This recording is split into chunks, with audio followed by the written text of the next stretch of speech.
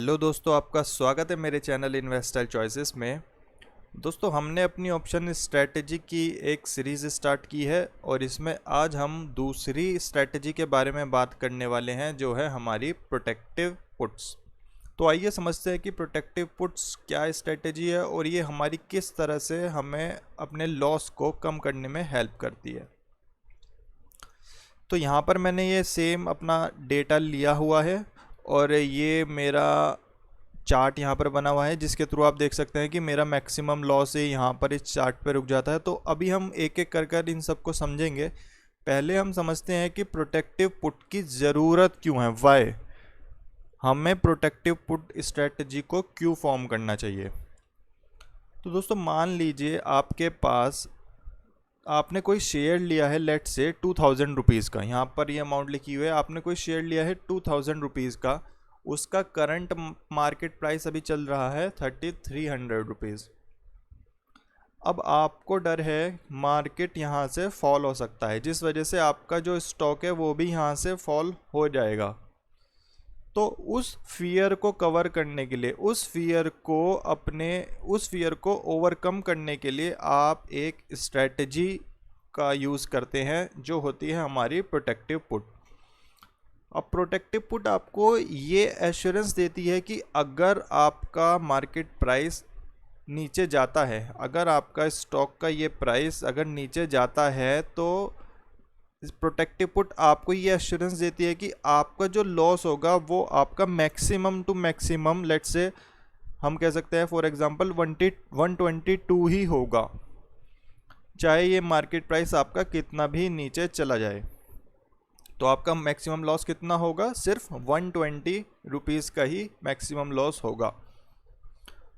और अगर ये ऊपर जाता है, क्योंकि हमने होल्डिंग ली हुई है, हमें अनसर्टेनिटी की है कि नीचे जा सकता है, लेकिन ऐसा भी हो सकता है कि हम गलत हो और ये प्राइस ऊपर चला जाए। तो अगर हमारा प्राइस, ये मार्केट प्राइस ऊपर जाता है तो ऑब्वियसली हमें प्रॉफिट होगा, लेकिन हमने इस स्ट्रेटजी को फॉर्म करने के लिए, प्रोटेक्टिव पुट को फॉर्म करने के लिए, अपने लॉस को कवर करने के लिए एक अमाउंट दी थी, जिसे हम बोलते हैं प्रीमियम। तो हमने वो अमाउंट दी थी, तो वो हमारा इस प्रॉफिट को, जो हमारा ये ऊपर जाने पर, लेट से यहाँ पर हमारा चला जाता है 3600, तो यहाँ पर अगर मैं देखता हूँ, यहाँ पर मेरा 33 से 3600 चला गया, तो मेरा प्रॉफिट कितना हो रहा है? 300 रुपीज़ का। लेकिन मैंने एक प्रोटेक्टिव पुट अपने लॉस को कवर करने के लिए जो अमाउंट दी थी वो कितनी थी? 120 रुपीज़। तो ये भी मेरे इस प्रॉफिट को कम कर देगी। तो मेरा नेट प्रॉफिट कितना होगा यहाँ पर? Plus sum of these two numbers. मतलब कि मेरा जो मैक्सिमम प्रॉफिट होगा, मतलब मेरा प्रॉफिट यहाँ पर सिर्फ 180 रुपीज़ का ही होगा, जहाँ मुझे 300 रुपीज़ का प्रॉफिट हो सकता था। इसी तरह अगर लेट से कि ये प्राइस हमारा 3300 से नीचे चला जाता है, तो ऐसा भी हो सकता है कि हम गलत हो जाएं और हमारा प्राइस यहाँ से ये 2500 के अराउंड चला जाए। अब अगर हमारा प्राइस यहाँ से 3300 से 2500 जाएगा, तो हमारा यहाँ पर होल्डिंग पर लॉस कितना होता है? 800 का। और हमने जो प्रीमियम दिया था, हमारे अकॉर्डिंग क्या था? हम बोल रहे थे कि प्राइस 3300 से नीचे ही रहेगा, हमारा प्राइस 3300 से नीचे ही रहेगा। इसका मतलब हम क्या हो जाते हैं? हम यहाँ पर सही हो जाते हैं। और अगर हम सही होंगे तो हमारे पास एक ऑप्शन है, जो हमने लिया था 120 रुपीज़ का, हम वो ऑप्शन को एक्सरसाइज कर सकते हैं। तो यहाँ पर 3300 से 2500 जा रहा है, तो मेरा होल्डिंग पर तो 800 का लॉस हो ही रहा है। लेकिन 3300 से 2500 जाने पर मेरा एक प्रॉफिट भी हो रहा है, क्योंकि हमने बोला था कि ये इससे नीचे जाएगा। तो मेरा प्रॉफिट कितना हो रहा है? 800 का। और उस प्रॉफिट को कवर, ये प्रॉफिट मेरा किस वजह से हुआ है? क्योंकि मैंने ये एक इतने प्रीमियम का अमाउंट पे किया था। तो यहाँ से 1 माइनस के 120 हम लेस करेंगे, क्योंकि ये अमाउंट मैंने पे किया था। इस प्रॉफिट को कमाने के लिए मैंने ये अमाउंट पे किया था। तो अगर आप मेरा मैक्सिमम प्रॉफिट देखेंगे यहाँ पर, तो ये होता है मेरा दिस प्लस दिस, यानी कि 680 का मेरा मैक्सिमम प्रॉफिट यहाँ पर होगा। और ये मेरा यहाँ पर कितने का लॉस हो रहा था, माइनस के 800। तो मेरा नेट पे ऑफ कितना बनता है, माइनस के 800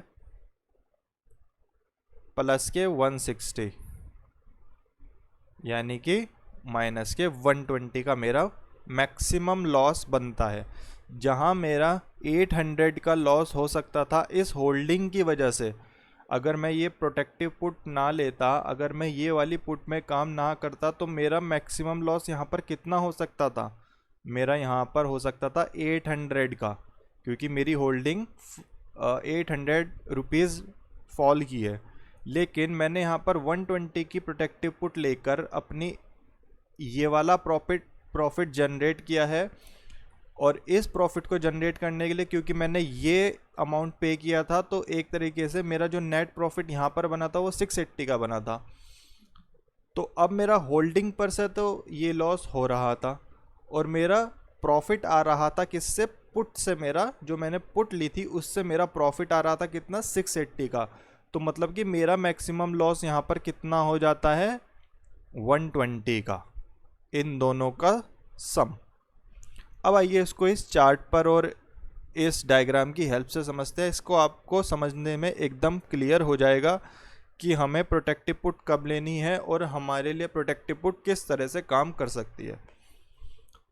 यहाँ पर मैंने जो ऑप्शन चेन ली है ये मैंने आपकी बजाज फाइनेंस के शेयर की ली है। तो हम इसी डेटा से समझते हैं कि प्रोटेक्टिव पुट को हम किस तरह से यूज़ कर सकते हैं। देखिए, मान लीजिए हमने स्टार्टिंग में इन्वेस्टमेंट किया था हमारा कितना, यहाँ पर हम मान लीजिए हमारा यहाँ पर 2000 का हमने एक इन्वेस्टमेंट किया था, है ना। अब वो 2000 रुपीज़ का जो मैंने इन्वेस्टमेंट किया था वो अब बढ़कर 3300 रुपीज़ हो गया है बजाज फाइनेंस का प्राइस। तो मेरा इनिशियल इन्वेस्टमेंट कितना था, मेरा जो इनिशियल इन्वेस्टमेंट था वो मेरा था 2000 रुपीज़ का। और मेरा अभी करंट में, मतलब कि करंट में जो मेरा करंट मार्केट प्राइस है वो कितना है मेरा यहाँ पर, वो मेरा है 3300 का। तो अब मुझे यहाँ पर एक डर है कि मेरा ये 3300 फॉल हो सकता है, ये मेरा 2000 या 2500 तक जा सकता है। तो उस फियर को ओवरकम करने के लिए मेरे पास एक ऑप्शन आता है कि मैं यहाँ पर पुट को बाय कर लूँगा। क्योंकि अगर मैं पुट को बाय करता हूँ तो मेरा नीचे का साइड का जो भी मेरा लॉस होगा उस पर एक कैप लग जाती है। ये देखिए, नीचे के लॉस पर मेरी एक कैप लग गई है कि मेरा नीचे का लॉस सिर्फ इतना ही हो सकता है मैक्सिमम टू मैक्सिमम, और ऊपर का तो मेरा कितना भी हो ही सकता है क्योंकि मेरे पास उस शेयर की होल्डिंग है। तो अब हम इसको कैसे फॉर्म करेंगे। मान लीजिए हमारा करंट मार्केट प्राइस यहाँ पर 3300 का है और यहाँ पर हमें जो स्ट्राइक प्राइस लेनी है वो हमारी मार्केट प्राइस के क्लोज होनी चाहिए, क्लोज टू मार्केट प्राइस होनी चाहिए। अब ये हमारी कितनी हो सकती है, ये हमारी 3300 भी हो सकती है, ये हमारी 3250 भी हो सकती है, या ये हमारी 3350 भी हो सकती है। हमें कोई ऐसी स्ट्राइक प्राइस लेनी है जो हमारी इस करंट मार्केट प्राइस के थोड़ा पास हो। अब देखिए 3350 की अगर मैं स्ट्राइक प्राइस देखता हूँ तो उसका प्रीमियम चल रहा है करंटली कितना, 216। और ये प्रीमियम कहाँ से आ रहा है, ये प्रीमियम इस डेटा से आ रहा है जो हमने NSE इंडिया की वेबसाइट से डाउनलोड किया है। तो अगर आप देखेंगे तो यहाँ पर हमारी स्ट्राइक प्राइस 3350 की है जिसके लिए हम प्रीमियम कितना दे रहे हैं, 216.85 का।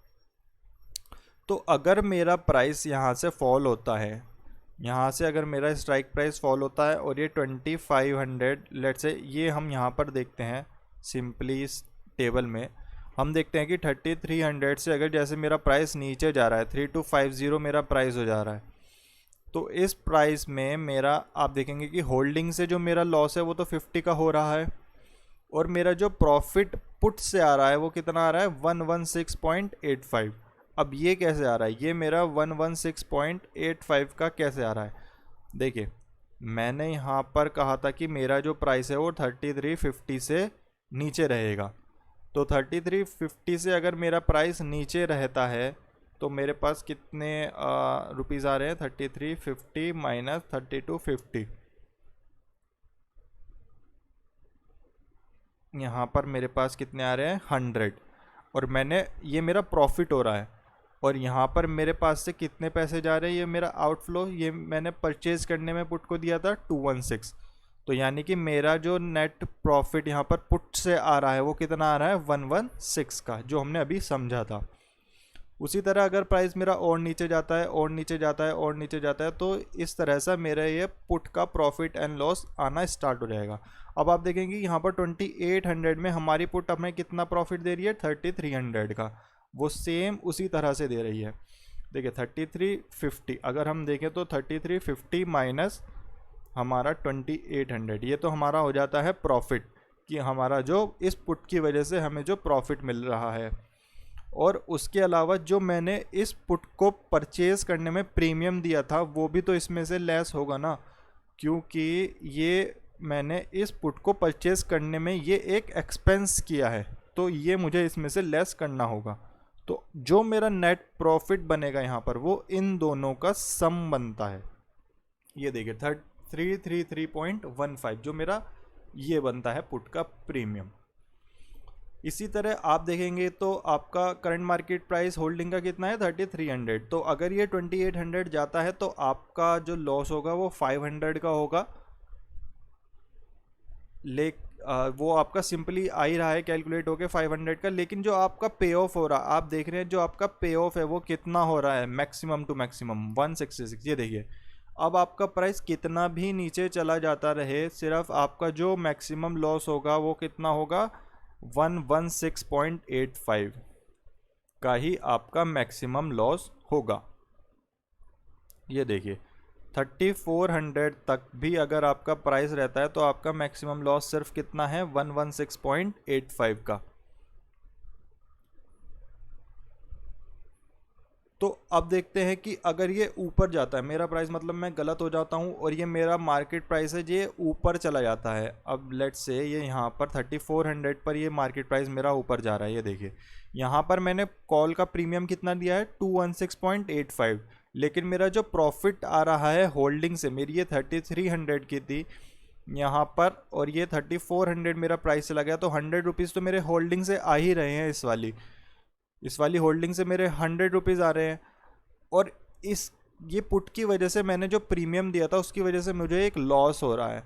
तो अगर मैं नेट पे ऑफ अपना देखता हूँ तो ये मेरा कितना बैठता है 116.85। ऐसे ही आप देखेंगे कि अगर ऊपर जितना भी जाता रहेगा, अगर ये ऊपर जाता है तो मेरे लिए 216 पूरा का पूरा लॉस है, क्योंकि मैंने क्या कहा था प्राइस मेरा 3350 से नीचे रहेगा। अगर 3350 से नीचे प्राइस रहता है तभी तो मैं उस प्राइस को एक्सरसाइज करूंगा। अगर 3350 से ऊपर प्राइस मेरा चले जाने लगता है तो फिर मुझे ये टोटल मेरा एक लॉस हो जाता है। जो मैंने अपने फियर को कम करने के लिए जो मैंने अमाउंट दी थी, अगर वो फियर है ही नहीं तो वो मेरा पूरा का पूरा क्या हो जाता है, लॉस। तो ये मेरी होल्डिंग को भी यहाँ पर अफेक्ट कर रहा है। देखिए आप, अगर मैं यहाँ पर ये पुट ना लेता तो मेरा यहाँ पर होल्डिंग से प्रॉफिट कितना होता 100 का 3400 पे, लेकिन क्योंकि मैंने अपने डर को, अपने फियर को कम करने के लिए एक पुट ली थी, जिस वजह से मेरा जो नेट प्रॉफिट हो रहा है वो अब भी लॉस में ही हो रहा है, माइनस के 116 का। इसी तरह आप देखेंगे कि यहाँ पर 3850 तक अगर मेरा प्राइस चला जाता है तो जहाँ मुझे होल्डिंग से, अगर मैं इस स्ट्रेटजी को फॉर्म ना करता तो मेरा जो प्रॉफिट होता वो जो मेरा प्रॉफिट होता वो 550 का होता। लेकिन इस प्रोटेक्टिव पुट की वजह से, जो मैंने अपने डर को प्रोटेक्ट करने के लिए एक पुट ली थी, उसकी वजह से मेरा जो प्रॉफिट है वो 333 ही रह जाता है। तो देखिए प्रोटेक्टिव पुट आपके डर को कवर करने के लिए एक बहुत अच्छी स्ट्रेटजी। अगर आप अपने डर को, आपको डर है कि मार्केट में आपका शेयर फॉल कर सकता है, लेकिन अगर आप प्रोटेक्टिव पुट का फॉर्म करते हैं, प्रोटेक्टिव पुट को फॉर्म करते हैं, तो अगर आपका प्राइस ऊपर जाएगा तो आपका होल्डिंग पे जितना आपको प्रॉफिट आना चाहिए था उतना प्रॉफिट नहीं आएगा। लेकिन अगर आपका प्राइस फॉल करता है, जो आपको डर था, अगर वो डर आपका सही हो जाता है तो आपको जो होल्डिंग में लॉस होना चाहिए था वो उतना नहीं होगा, वो बहुत ज़्यादा कम हो जाएगा। तो अपने डाउनसाइड रिस्क को प्रोटेक्ट करने के लिए हम इस स्ट्रैटेजी को यूज़ करते हैं। तो आशा करता हूँ दोस्तों आपको ये समझ में आया होगा कि प्रोटेक्टिव पुट को आप अपने इन्वेस्टमेंट में या अपने ट्रेडिंग में किस तरह से इम्प्लीमेंट कर सकते हैं और किस तरह से आप उसको यूज़ कर सकते हैं। तो आज की वीडियो के लिए इतना ही, बाकी अपना ध्यान रखें।